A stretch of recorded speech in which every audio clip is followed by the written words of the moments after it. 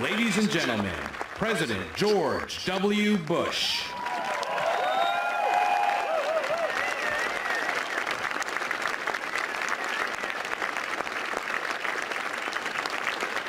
Thank you all. Please be seated.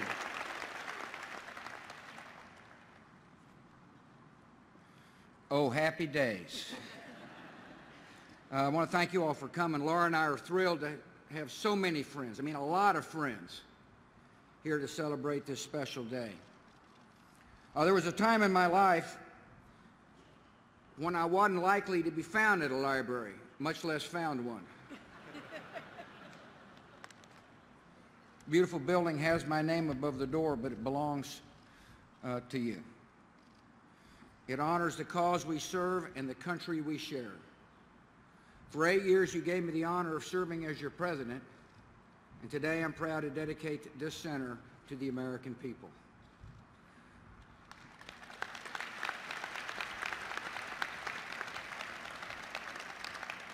I am very grateful to President Obama and Michelle for making this trip.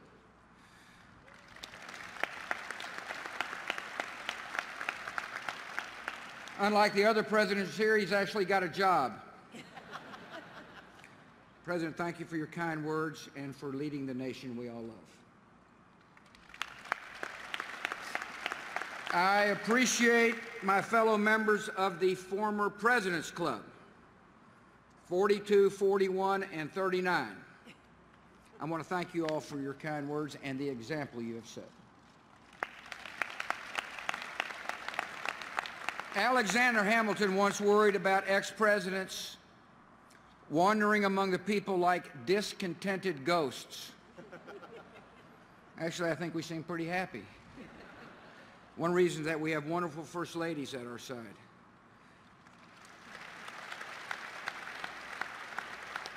Hillary and Rosalind, thank you for your service and your generosity. Mother and Laura, you know how I feel. Connie introduced the world leaders with whom I had the privilege to serve. You're good friends, and I'm honored to have you here in the promised land. I want to welcome the members of Congress. Mr. Speaker, appreciate you coming. And the diplomatic corps, I know you will all be happy to hear that this speech is a lot shorter than the State of the Union. I thank the governors, Governor of our own home state, and other governors, mayors, state and local officials who've joined us. I welcome members of my cabinet, the White House staff and administration, especially Vice President Dick Cheney.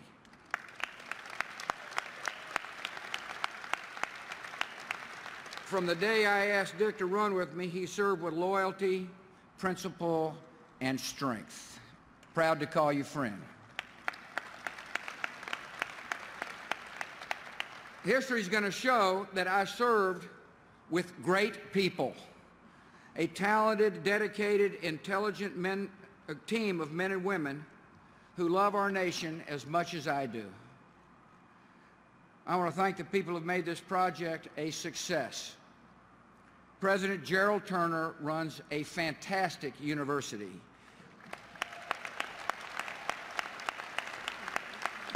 A university with active trustees, dedicated faculty, and a student body that is awesome.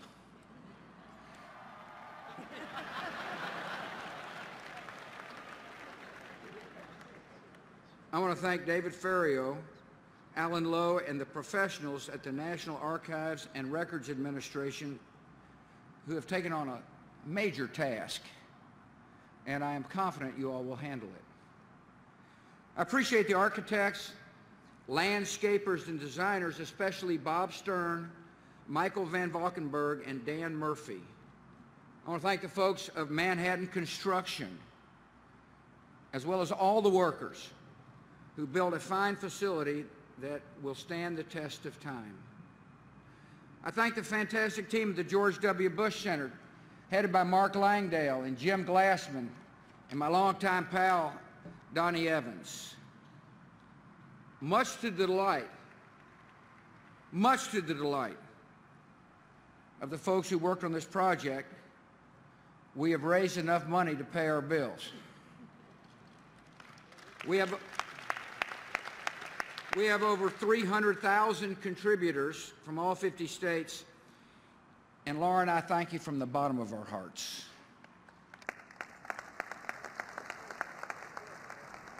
This is the first time in American history that parents have seen their son's presidential library. Mother, I promise to keep my area clean. You know, Barbara Bush taught me to live life to the fullest, to laugh a lot, and to speak my mind, a trait that sometimes got us both into trouble. Dad taught me how to be a president. Before that, he showed me how to be a man. And 41, it is awesome that you are here today.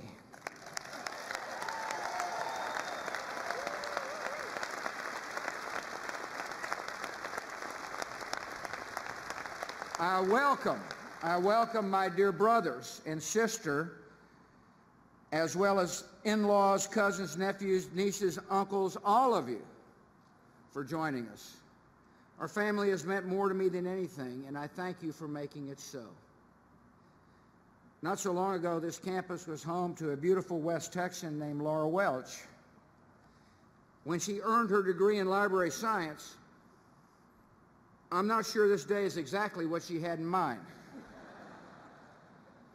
She's been a source of strength and support and inspiration ever since we met in the O'Neill's backyard in Midland, Texas. One of the joys of the presidency was watching Laura serve as First Lady. The American people rightly love her, and so do I.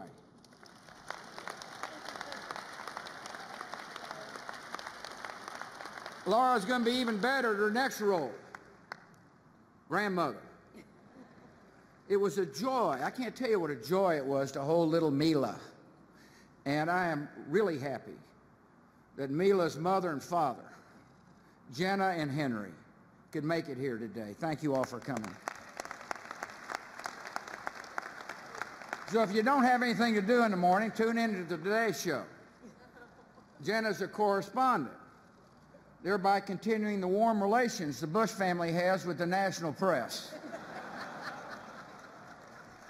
And I'm really proud of Barbara, who's with us, for her incredible work to serve others and to save lives.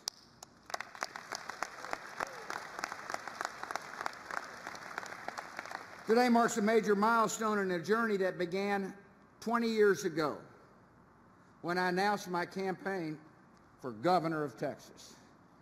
Some of you were there that day. I mean, a lot of you were there that day. I picture you looking a little younger. You probably picture me with a little less gray hair. In politics, you learn who your real friends are. And our friends have stood with us every step of the way. And today's a day to give you a proper thanks. In democracy, the purpose of public office is not to fulfill personal ambition. Elected officials must serve a cause greater than themselves. The political winds blow left and right, polls rise and fall, supporters come and go. But in the end, leaders are defined by the convictions they hold. And my deepest conviction, the guiding principle of the administration, is that the United States of America must strive to expand the reach of freedom.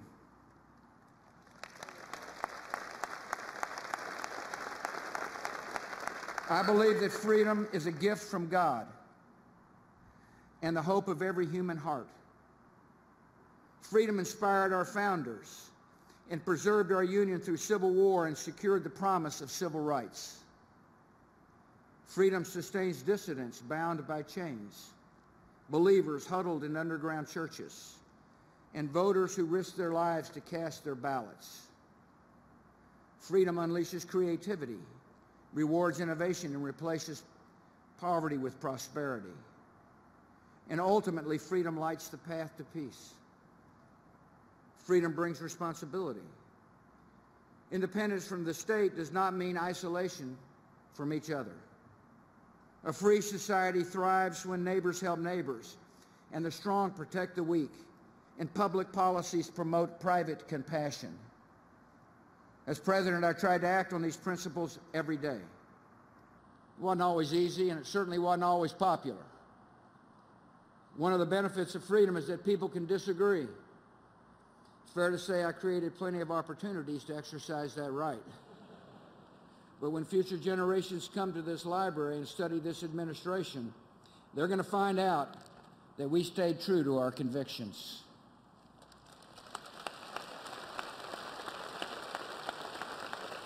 That we expanded freedom at home by raising standards in schools and lowering taxes for everybody.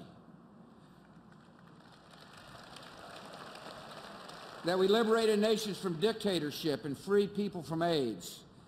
And that when our freedom came under attack, we made the tough decisions required to keep the American people safe.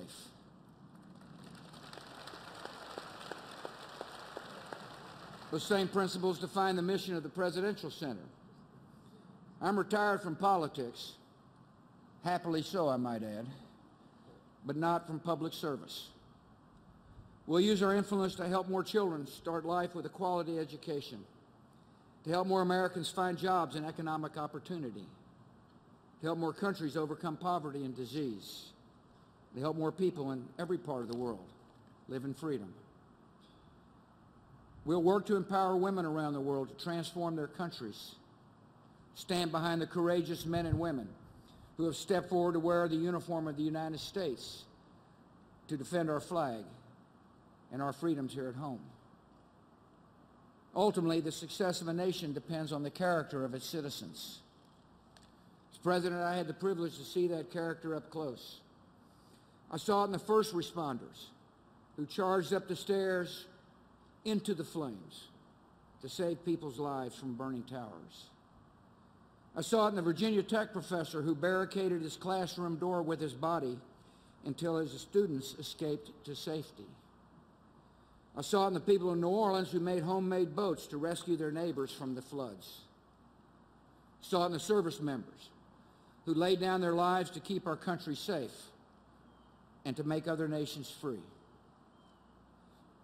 Franklin Roosevelt once described the dedication of a library as an act of faith. I dedicate this library with an unshakable faith in the future of our country. It's the honor of a lifetime to lead a country as brave and as noble as the United States. Whatever challenges come before us, I will always believe our nation's best days lie ahead. God bless.